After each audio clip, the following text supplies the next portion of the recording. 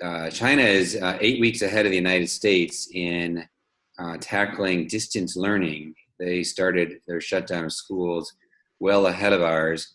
And for those of us in the United States, we've either been going anywhere from 1 to 3 weeks in our efforts. And so we've just begun. And it's really a wonderful opportunity to hear from some leaders in China who have gone through this and can kind of share what has worked for them, where they have struggled, and what changes they've made along the way to make the experience better. And what I mean by experience is not just the academic experience for the continuity of student learning, but also thinking about the overall social, emotional, and mental wellness of students and families as they've endured the struggle that we've had in this global pandemic. And so I'm really excited to hear from them today. So I'd like to make a couple of introductions.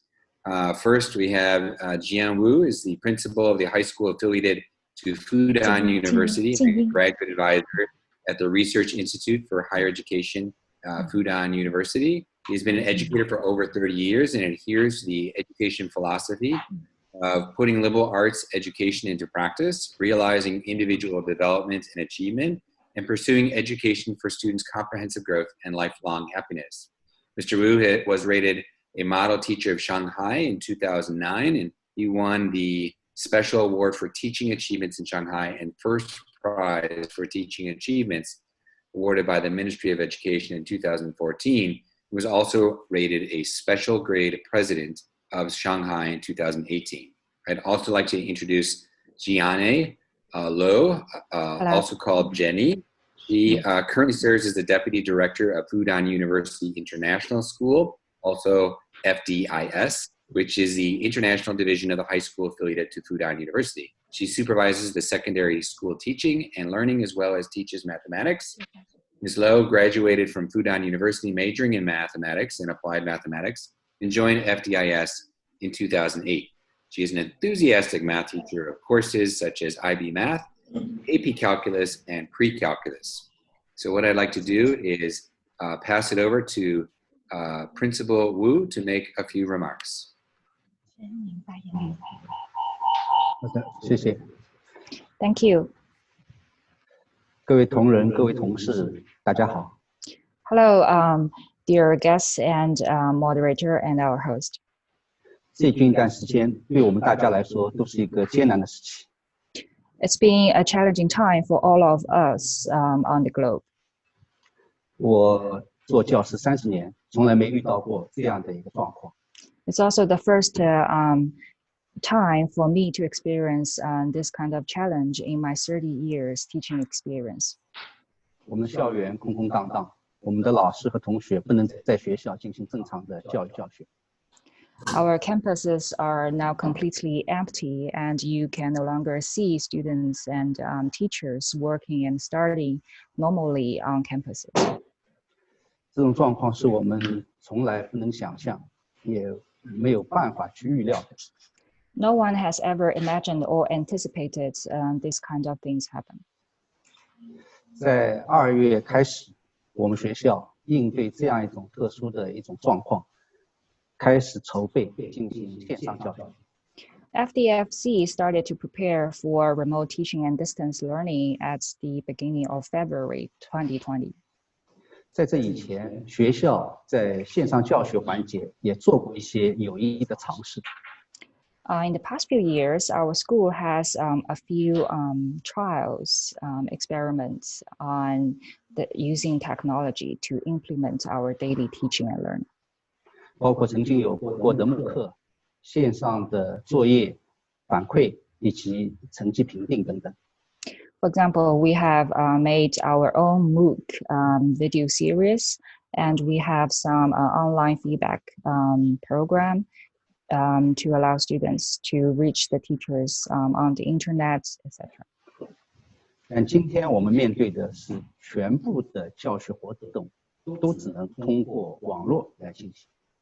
However, today, everything has to be shifted to the internet. So this is more than flipped classroom or anything you've done before.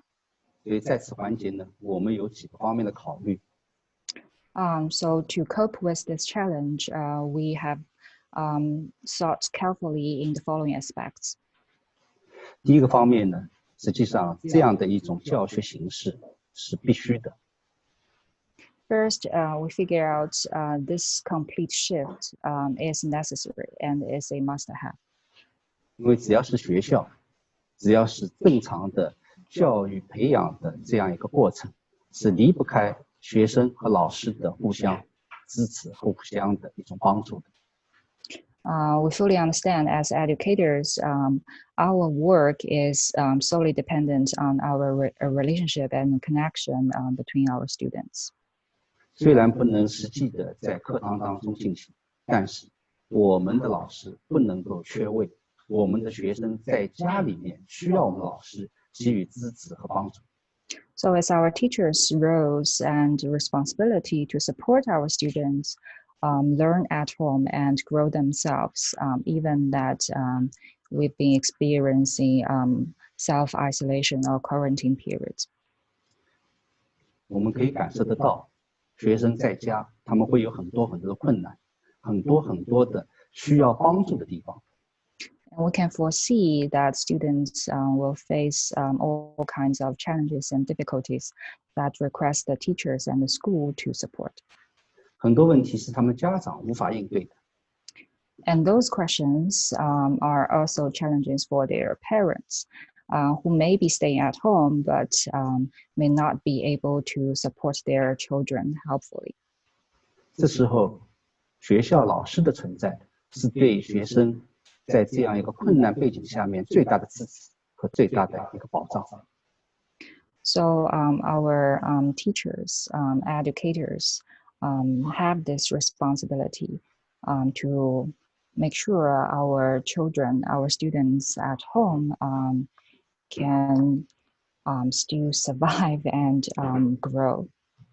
所以，不仅仅是学习的内容，不仅仅是学习的要求，我们理解更重要的是一种陪伴。每一天有老师的陪伴，有老师通过网络进行相应的指导和帮助，这是非常重要、不可或缺的。So this responsibility is not just teaching contents to the students, but also accompanying them to help them overcome the life difficulties. 虽然这些老师们也面临着同样的挑战和巨大的心理压力。Meanwhile, we understand teachers are facing challenges in their own lives as well.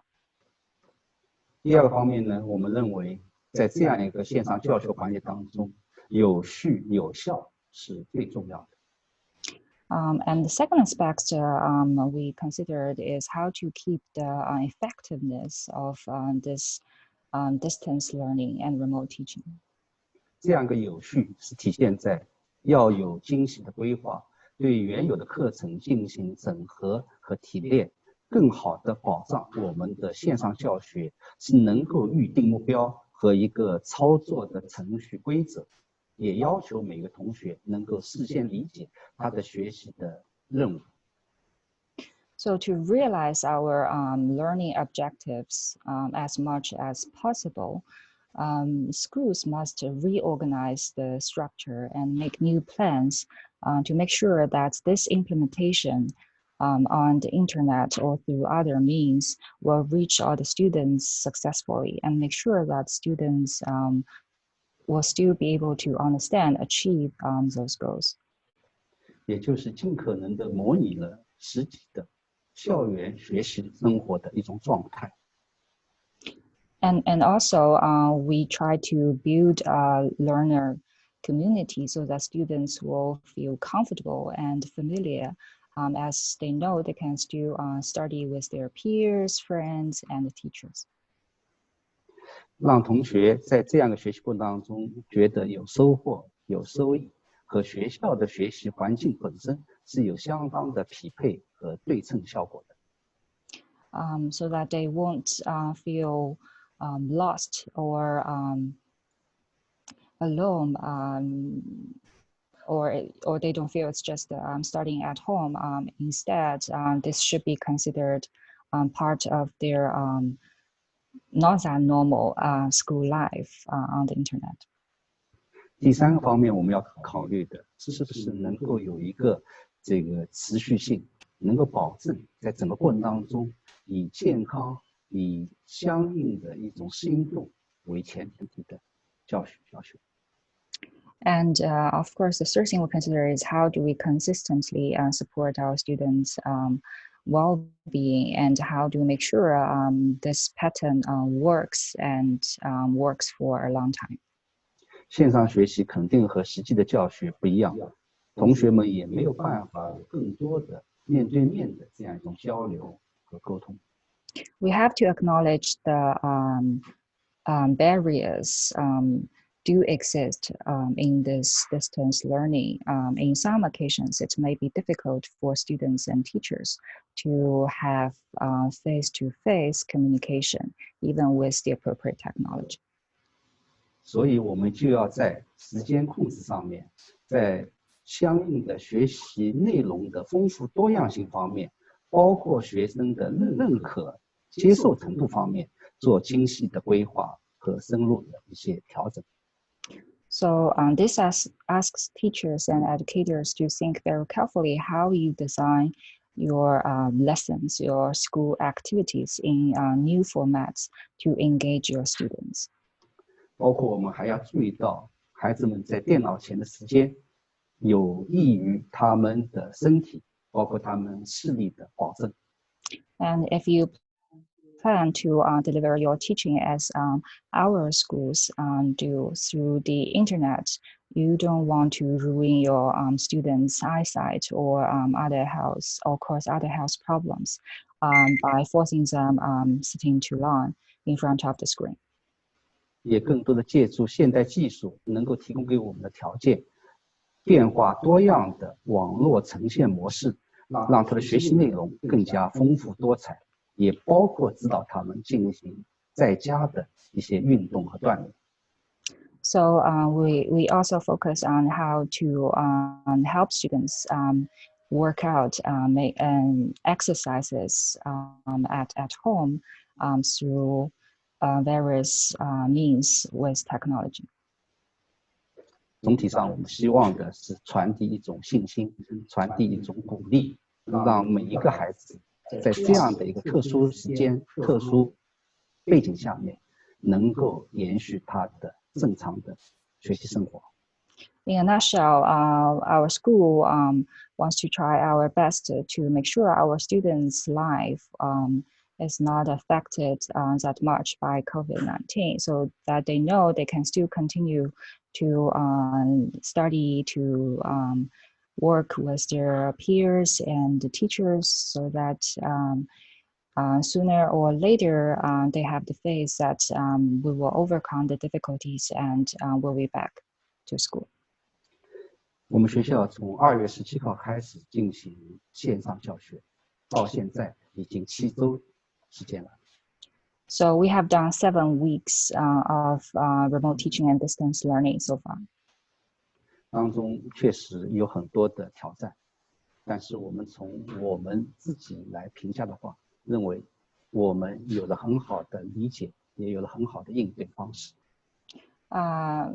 I think just as you may have experienced, we have encountered many difficulties and challenges, but I think we have coped well. 下面想向大家更详细的介绍我们学校的一些具体的经历和一些做法，供大家参考。Okay, so now we will turn to the details about the presentation. 好，谢谢。Thank you very much.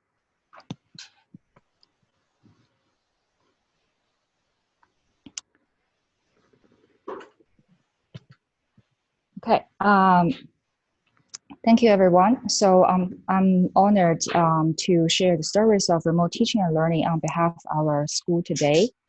High school affiliated to Fudan University. also known as FDFZ, is the top high school in China. FDFZ was established in 1950 and will soon celebrate its 70th anniversary. In the 2019 academic year, 1,401 local students across grades 10 to 12 and 369 international students from grades 1 to 12 studied the Chinese national curriculum or the international curriculum on 3 campuses in Shanghai. 253 local and overseas teaching faculty and supporting staff work closely with our students, but suddenly all changed. The whole nation faced the darkest moment at the threat of COVID-19, and people had to respond to the challenges in their daily lives.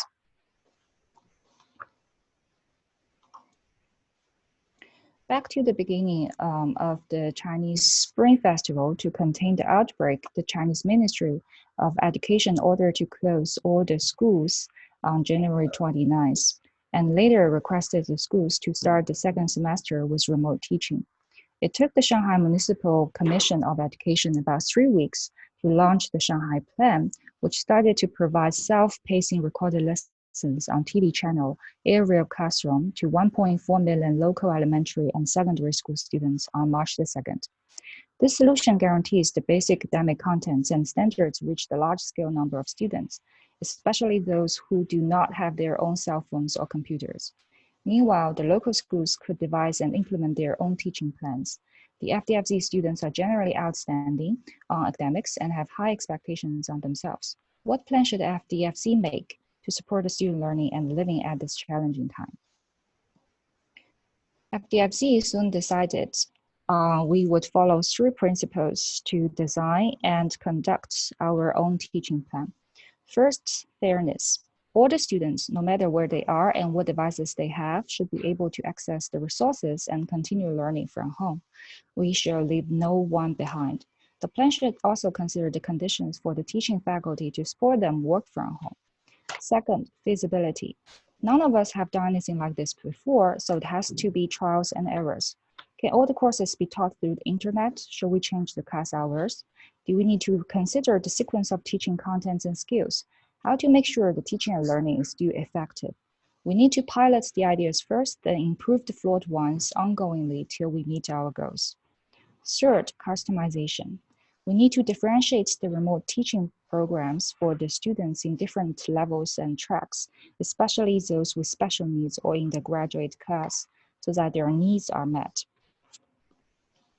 Consequently, everyone in the community, leadership, faculty, students, and parents should collaborate. And here's what we have done. FDFZ decided to take the beginning of February as preparation and spent 2 weeks on piloting before the practice on March the 2nd. During the preparation stage, Principal Wu sent an open letter on the school social media account to encourage all the teachers, students, and parents prepare for teaching and learning from home. It's a tough time, but we will make it. The academic office was responsible for formulating the first version of remote teaching plans with clear instructions on key points, such as general guidelines, what platform we'll use, how to structure the teaching on it, when are the classes, etc. Approximately 95% of the teaching faculty would shift to teaching on new platforms, and they need to know how to make it happen. Based on the needs, the FDFZ IT Center cooperated with the vendor Chaoxin to open the 学习 365 platform at the earliest time and train the teachers with the relevant ICT skills, such as how to establish your courses, record teaching videos, post assignments, host online class discussions, lecture with live broadcast platform, etc. FDIS, the international division, decided to deepen and broaden another platform, DingTalk, as it better meets the needs of international students and teachers. The faculty in Shanghai also received equipment and other necessary resources from school, such as textbooks. It's time to give it a go. And as you expected, various problems arise. The upload-download is too slow. Your teaching materials exceed uploading capacity. Some teachers need a second round of one-on-one IT support. But this is what piloting means.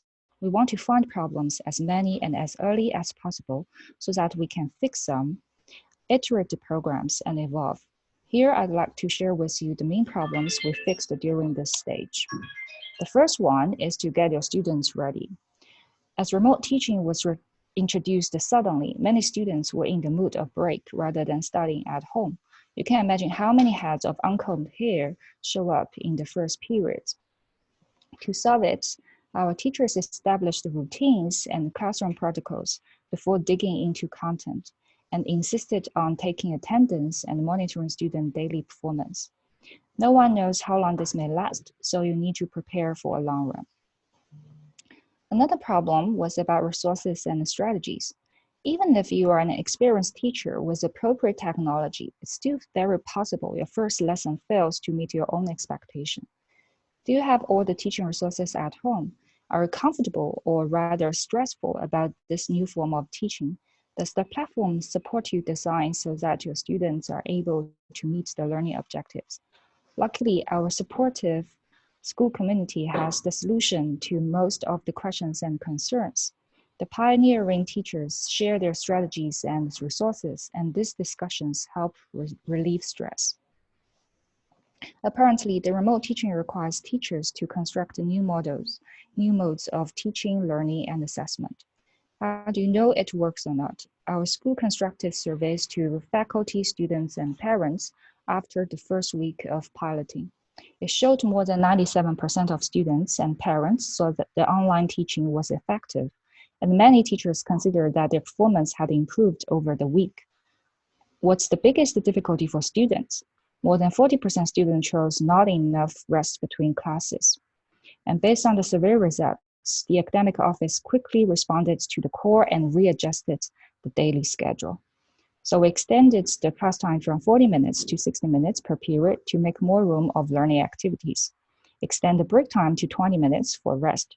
Add counseling sessions to enhance the communications between students and teachers. Add 60 minutes Q&A sessions in the end of every day for further academic and well-being support on students.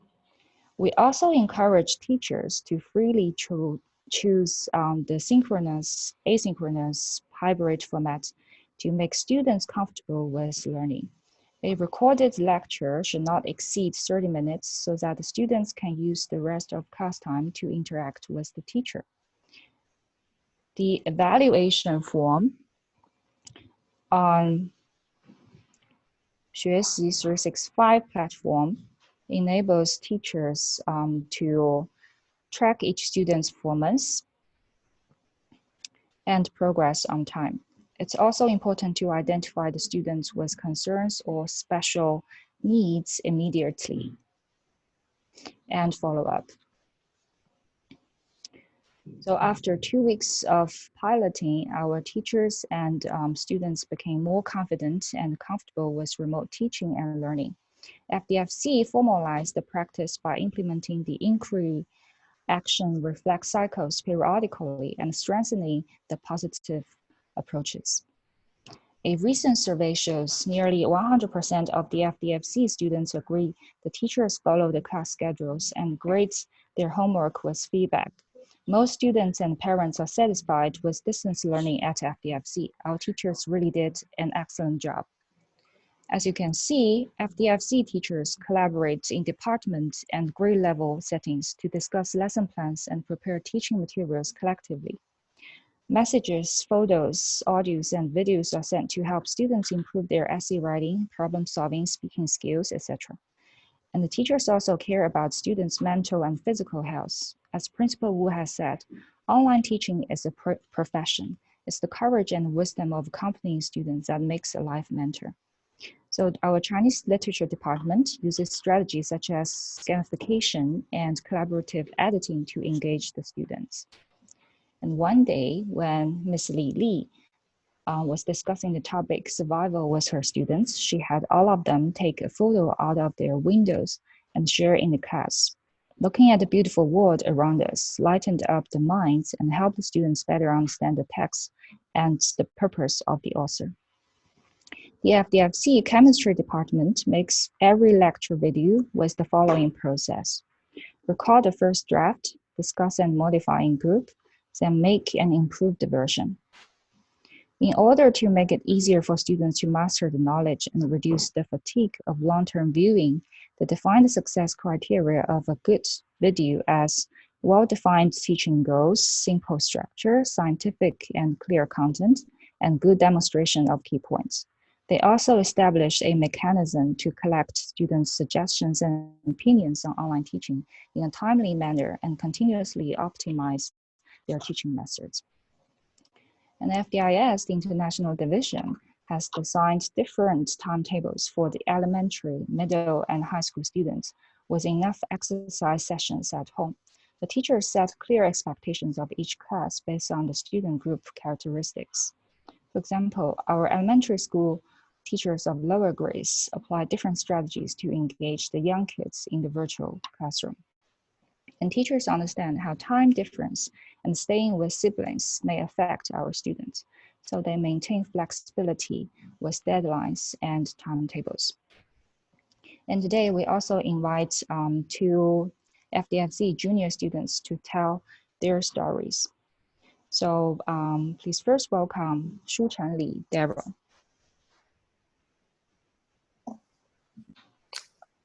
Hello, can you hear me? Yes. Can you see me? Okay. Okay, so today I would like to share some experiences of online learning. So one biggest challenge of online learning is self-control. For most of our courses are not in the form of video conference. We don't usually have to take time to think about, proper attire. So I myself sometimes watch videos and films until late night and wake up merely minutes before next day's class begins, and sometimes enter with my pajamas on. Like many others, my original intention was to sort of make good use of this opportunity online course has given us to involve some relaxation in study. I asserted to myself, I'll just relax for a while like that. But because of a sudden lack of supervision and a lack of, rigid schedule, I still felt to resist against the infinite temptations of those games and videos. But fortunately, I realized this problem and I fought back these unsaturated temptations. The way I did this is trying to stick back to my original timetable at school by setting some reminders to remind myself, oh, it is time to get rid of your phone and do some eye exercises, or it is time to do some physical exercises, or it is time for you to do some reading, or it is time to light off and get to bed, or you have no energy to do for the study tomorrow. And these are the things we teenagers or students usually overlook or ignore when given too much freedom. And after exercising or reading and having my brain refreshed, the remaining time can also be better utilized, for example, for extended learning. When I really started learning the statistics or reading some research work on Python, okay, I realized that, wow, so much sufficient time provided by online course learning at home can be so allocated to such long-term and rewarding goals. But generally, I enjoy this online learning process because online courses brought me greater balance and freedom to arrange the various activities. And I realized that for a sort of self-controlled student and self-disciplined student like me, online course brings happiness, fulfillment, and a sense of purpose in time of uncertainty. Yeah, thanks. Thank you, Daryl. And here is Xinran Wu, Sylvis, to talk about her experience. Hello, everyone. I'm Sylvis Xinran Wu. I would like to share some of my experiences in online learning and how to compose an activity online. Firstly, during this special period, most of our materials and homework need to be downloaded or uploaded online. So using electronic document editing instead of photo taking of our paperwork is a more convenient option during this outbreak. Compared to the school, a family atmosphere will make students more eager to relax and rest. In this case, it is necessary to put a to-do list in a prominent place on the table and update it in a timely manner. Also, you can use the 4-quadrant rule of time management to classify tasks and homework. Staying at home does not mean that we reduce the interaction between the outside world and ourselves. Through the internet, we have the opportunity to carry out various activities to put some of our ideas into practice. In February, several high school students from different schools in Shanghai formed the materials donation group By publishing a public account tweet, we launched a fundraising campaign between schools in Jiangsu, Zhejiang, and Shanghai, and found some influential accounts to forward our tweets. Our team contacted many manufacturers to find suitable materials, and at last we sent materials we bought to the hospitals in Wuhan. This experience not only enabled me to do my best to do things for this global epidemic, but also improved my organization and communication skills. That's all. Thank you. Thank you very much, Sylvis. So as a math teacher myself, I'd like to share something about my experiences on the platform ThinkTalk. So this is how I spend my day. In the first week, I had to compress my sleep hours to finish 3 preps in grades 10, 11, and 12. But now it's the 8th week and everything goes well. I'm used to this teaching format. So this is what my math class looked like on the ThinkTalk group. So in the first few weeks, I stick to recording videos of 1 or 2 important math concepts per time so that my junior students can review trigonometry at their own pace. Besides giving individual feedback on homework, I also make the homework analysis videos to address the class common problems. I chose asynchronous at the beginning as some of my students had problems with the time difference or slow internet. And this way makes their study of mathematics consistent without interruption.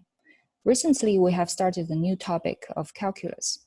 As currently all my students are in Shanghai, I use Zoom to interact and support them during the class time. And they can still get the recorded Zoom video for review after class. And if any student has questions after class, he or she can approach me immediately on the ThinkTalk app. All I need to do is to check new messages regularly and reply them. And I also consider this special time a good chance for my students to enhance the use of technology in exploring mathematical patterns and solving real-life problems. So I designed investigation tasks aiming at practice with different technologies, such as exploring end behaviors of polynomial functions on graphical display calculators, solving a fishing problem using discrete models fulfilled by the spreadsheets, and studying the ambiguous cases of SSA triangles with GeoGebra.com. These tasks also help my students to develop thinking and writing skills. At last, we'd like to share some questions that we focused on recently after seven weeks of remote teaching. How do we support the social and emotional needs of students in their growth at this stage? After weeks of learning, some students feel difficult to focus on lessons all the time or get irritated easily at home. Our school counselor has hosted a lecture to give suggestions, and students have talked about their feelings in groups. It helps, but what else can we do? How do we prepare them to be lifelong learners equipped with global competencies? Does our teaching reflect the big ideas or merely just contents and the standards? How do we build the online learning community stronger so that people are connected and supported? How to stimulate the potential? Technology will definitely play a more important role in future schooling, but we still have much to work on. So this is the time that we educators all face both a challenge and opportunity globally. So take care of your beloved ones and be responsive to change. And we believe that better days will return. So this is about our presentation. Thank you. Thank you, Ms. Lowe. That was phenomenal. And that I particularly enjoyed is not just an overview of the structure of the day and how you taught your class, but to hear some reflections from a couple of the students. I'd like to, so there are some questions that people are adding to the chat room, and I'd like to kind of kick off with one question and then proceed with some that are in the chat room, which is related to the student experience. So when the students were reflecting in their presentations, they were both of them talked about their own time management and how they try to learn from their own experience. I would imagine that there are some students who don't learn quite easily with time management and may be difficult to keep track of or start performing poorly. Can you talk about how either of you, can you talk about how the school responded to students who, were not participating, whether it's because of poor time management or because they or a family member became sick? How did you respond to that? So first, usually if any teacher reports that a student, is not performing well or being late or absent from the online classroom, the homeroom teachers will check with the family members, their guardians or parents immediately through phone calls or messages on the platform to make sure what the problem is. Is it just the students sleeps too late, or there are some family issues they have to cope with at this difficult time? And also maybe the timetable does not show it very clearly, but actually we have counseling or homeroom sessions every day to make sure the homeroom teachers take care of their students, and so that they will be able to monitor the students' progress, and they have the opportunity to give them one-on-one suggestions to follow up. So we understand some students do have difficulties at home. So in that case, we will encourage teachers to maintain flexibility. So do not push them too much, say, where is the homework? Why don't you hand in your work? Blah, blah, blah. Yeah, just support them mentally, understand they have difficulty. But in other cases, for students who simply, just sleep too late, we remind them to take care of themselves better. And we also share this information to their guardians. So the parents should involve in helping their kids in time management at home as well. Okay, thank you. And in a related question, as you think of the progress of students while they were participating in distance learning, there's one question here that asks about the impact on students who need to take the Gaokao this year. How can you talk about kind of what's happening nationally with the Gaokao and how people are thinking about their preparation given the time away from physical school? Yeah, Gaokao is kind of the biggest concern for the grade 12 local students and teachers. So recently we just got a notice from the government that Gaokao will be delayed 1 month. So it's kind of relief. I mean, students and teachers are still possible to meet physically on campus sooner or later.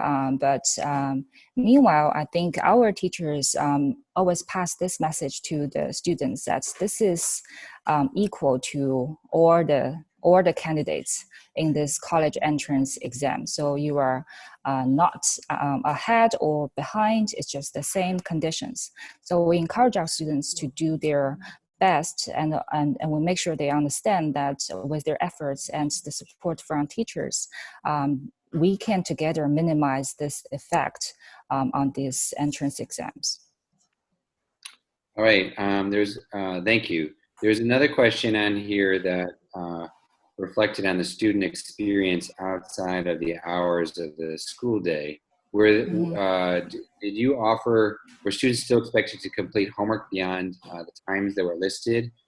There was a comment that felt like the agenda was so full that there wasn't really a lot of room or flexibility to do work or to be creative, or even to get even to be able to get one-on-one support with so many students. Talk a little bit about what students were expected to do outside of the schedule that you provided. So the schedule I provided is mainly about the high school track in FDFZ. In FDIS, we have a more flexible schedule. So to ensure students have enough, exercise and rest at home, we ask our teachers to think very carefully about the workload. So our teachers collaborate, they hold online meeting sessions to discuss their workload in grade level and in departments to make sure that the workload is appropriate and students are given enough time. And also we encourage teachers to, transform some homework into the class exercises. The students are using the time in the timetable rather than out of the timetable to finish their tasks. And also that will give them opportunity to, collaborate among their peers with the support of the teachers. So for the Q&A session in the end, we established this session so that, it's more like an office hour, because we don't want our teachers to stand by, 24/7 with social media, the applications, it could drive everyone crazy. So we set this time session in the timetable so that teachers know they regularly, like at the end of the school, they regularly check their messages. And also, if they feel any student has caused their concerns, they can reach out at this time on purpose to give their individual support. But of course, the Q&A session is, very demanding on teachers. It means devotion. Yeah. So those Q&A sessions were all at the same time. All the students would log on during the office hours, and then the teacher would be present? Yes. Okay. And now there's a question from one of our participants that asked about collaborating. You had talked that the classes were offered through Zoom, and it's probably office hours. But what about students who wanted to collaborate with each other? What technology were they using? We try to model, these kind of technologies we want students to use in classrooms. For example, we modeled class discussions with Zoom or on DingTalk. On DingTalk, we have those video call or voice call, those features. So students, for example, on DingTalk, for the international students, when they use this app, they literally have connection to all of their peers through this application. So it's very easy for them to form their small groups, and that they can, use these features to collaborate very well. Okay. Talk a little bit about assessment. How is that different from in a distance learning environment so that you were able to ensure that students were making progress with their learning? What were some things that you tried that were new? What are some things that you discontinued in order to have that assurance that kids were demonstrating and understanding? One interesting thing we figure out is, in the first week, because we teachers, when you see students through the window screen, or you don't even see them when you make the videos, it will be, it freaks us out because you don't know how they respond to that, right? So what's the first thing you think about? Okay, let me give them all kinds of, homework to check their understanding. So at the beginning, I think most teachers chose to increase the workload about homework to check how students are doing. So that's what you have to do. But then we realize this is just increasing the workload of both teachers and the students. So we are thinking about other ways. So that's why we say our school encourages teachers to choose the most appropriate delivery.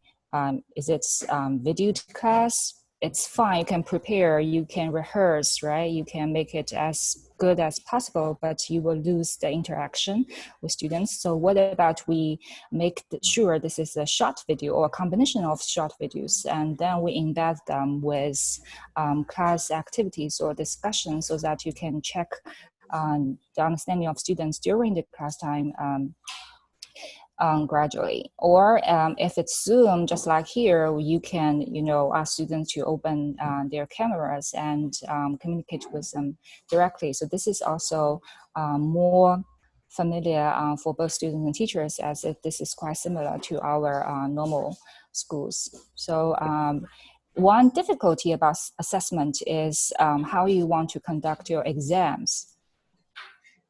So now we try to encourage our teachers to design open book assessments, open book exams, right? It doesn't make sense saying, right, okay, you cannot use this, you cannot that. You know, students have those notebooks or whatever by hand. So we need to reconsider. I think it's just like what AP exams have done. So they are using open book exams under this conference, and then thinks that's appropriate. So would they be given a test, and you give them a certain time window, and then they have to send in a photo of their work, or what would that look like? Yeah, right. So for the class exercises in restricted time, so for example, I will tell my students, okay, now I give you the PDF about the exercises. You can use whatever you have, but you have to send me your work in 30 minutes or 25 minutes. That's right. Okay. Yeah. Now, there's another question on here that asks about how you thought about distance learning using an online environment that would be different from a face-to-face environment. So we know you resumed classes as you would. You made some adjustments, recognizing the amount of time on the screen and recognizing the workload. Is there any aspect of using online resources that you were able to take advantage of that you normally didn't previously in a face-to-face environment?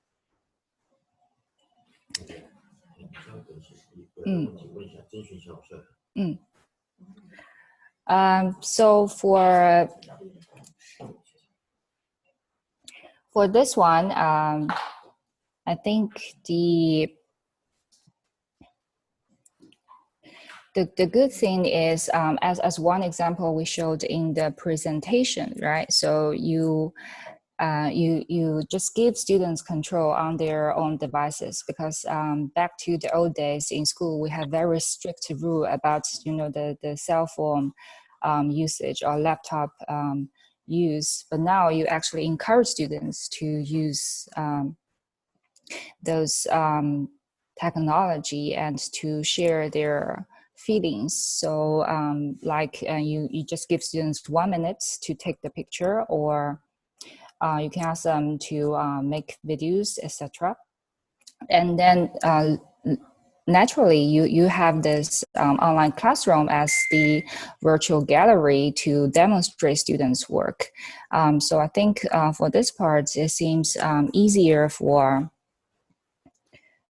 students and teachers to, you know, check their digital work and to improve their ability about using technology. And do you, so there's another question on here, and maybe this would be a good one for Principal Wu. Now that students have been away from campus for about 8 weeks, and students are adapting to a different approach to learning, is there anything out of value from their time away that would prompt you to change the face-to-face environment when they come back?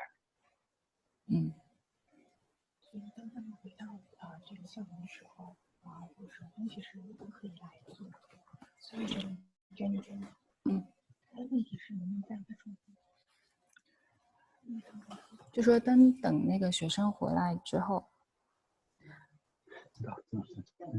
对，好，这个佳妮来翻译吧，是啊。现在这个面临的这样一个状况呢，对我们学校来说是一个需要考虑非常多的因素来共同去面对的事。这样一个综合因素体现在就是说前期的准备阶段，我们实际上老师的准备实际上是比较匆忙的，所以线上教学本身我们有很多担心，老师本身是不是能好好的适应了这样一个线上教学的操作。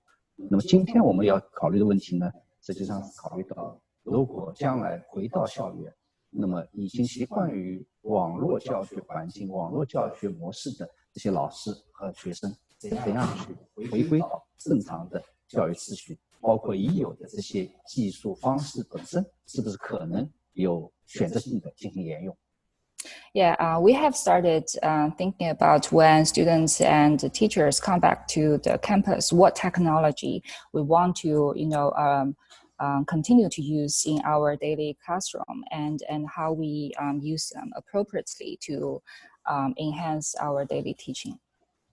我想比较突出的几个方面是一个呢，所有的这些网络技术本身是可以提供给我们非常好的教学的一种操作、教学的运用的，但是一定是有选择性的。当实时教学真正完成了返回学校进行的时候，我们只能是有选择性的进行利用，而是针对个性化培养更加有利。So we will choose these tools very carefully to make sure they augment the daily teaching, not just, as what we are doing now as a substitute tool for daily teaching. 到今天，我们已经产生一种担心，就是可能的网络依赖对有部分学生将会影响他后续的学习。And to be honest, at this stage, we're also a little bit concerned that some students may get too addicted to their cell phones or laptops. So that may also be a problem when they come back to the physical classrooms. 所以我们正在做一些操作上的一些设计，使他们能够脱离网络，获得更好的学习体验，两者结合，然后慢慢过渡。So I think at the transition period, when students are back to campus, we will design more activities to engage them in actual, face-to-face interactions with their classmates and the teachers. So try to minimize this negative influence from the cell phones or laptops. 也包括在实时的网络教学当中留出一些空白点，包括正常的休息、正常的假期、正常的一种这个活动方式，鼓励他们进行一些家庭类的亲子活动，包括同学互相之间的一些线下交流。And also, in the recent weeks of the remote teaching schedule, our teachers encourage the students to spend more time with their family members. So after they finish their homework or during the weekend, we encourage them to go out. Of course, put their mask on. Go out with their family members or to do something together, so not just staying at home day and night watching at this 13-inch screen. 当然也要求他们保持社交距离。Of course, social distancing is the priority when you go out. Right, that's a priority in the United States as well right now. Here's a question that came in about teacher preparation. So Ms. Lowe, I really appreciate how you share with us the breakup of your day. What I have observed in the United States is the demands on teachers is extraordinary. It feels overwhelming to a variety of teachers. One of the questions on here was, how practical is it to customize teaching plans for class? Were you able to just adopt what you were doing face-to-face, or how did teachers begin to understand how their lesson plans should look different and doing that in a manageable way? I have to say it takes time. To be honest, in the first week, I also felt very, very overwhelming, about all these workloads. But the difficulty is sometimes you don't have a choice. I have 3 different preps. And all my colleagues in the math department, they have their own 2 or 3 preps. So we don't share much in teaching content. So that means I cannot share others videos from my colleagues and send them to my students directly. So even I have found some good resources on the internet, I have to be very careful and to watch them first and to make sure if it really fits my students' needs to help them achieve their goals. So I think it takes time for teachers to understand what kinds of materials or what kind of resources you do want to use. I know on these days on the internet, you nearly can get everything. You have those, for calculus, you can get all those calculus videos on YouTube or those college websites, but are they suitable for the students? So still, it's our secondary school teachers' job to make sure our students can reach that. So you have no way to escape from it. Just keep practicing. Maybe, as I said, in the first week, maybe you work very hard, but you are not satisfied at all about your own performance. If you work so hard, I teach a lot, but when I check my students' homework, it's 80% could be wrong. So it doesn't mean they are wrong. It means I was wrong. I was wrong in how I teach it. So I have to readjust my plans. So here's a final question. I know we only have a couple of minutes left, and it's associated with feedback and student wellness. So we've learned one thing that we learned is that feedback is really important to students, so we can give them a sense if they're moving in the right direction. And we're curious in how much time it takes really to give good feedback to kids. And then once they start receiving all this feedback on top of their regular schoolwork, does this experience start to become too overwhelming where they're not able to keep up? Talk about kind of what works and what hasn't worked as a final question.